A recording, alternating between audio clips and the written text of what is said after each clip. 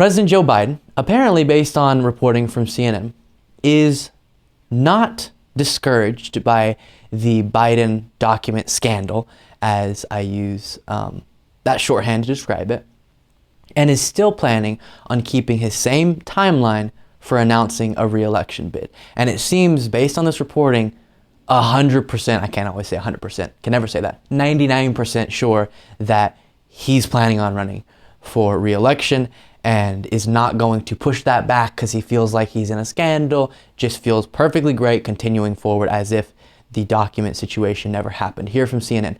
President Joe Biden was planning to launch a campaign sometime in the period after his February 7th State of the Union address before word leaked about the documents found in his home.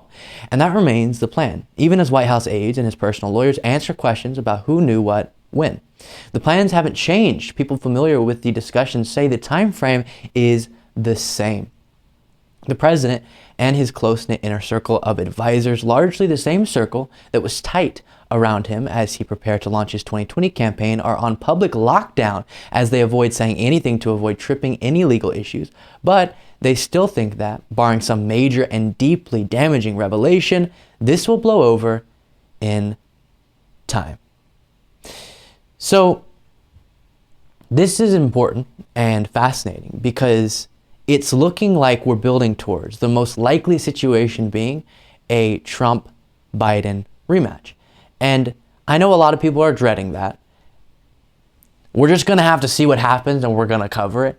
But I do definitely find interest in the fact that Biden and his team don't feel like they need to kind of get past the document situation, fully let it blow over or come to a conclusion before announcing his bid for re-election, and instead kind of have if we act like it's not a huge deal, the American people won't see it as that huge of a deal.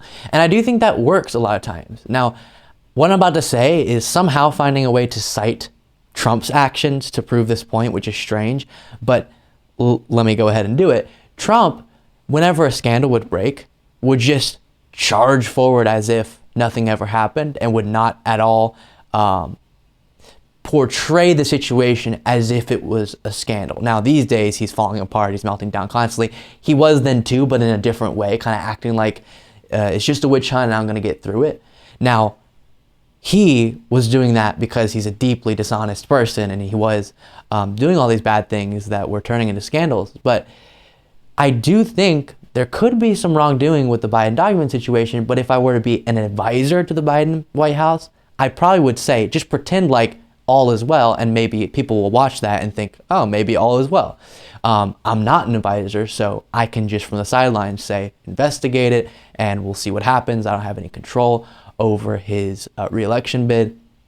But regardless, it's important and it'll shape the next 2 years. And I'll say, most likely, as I said already, we will be seeing a Trump-Biden rematch in 2024.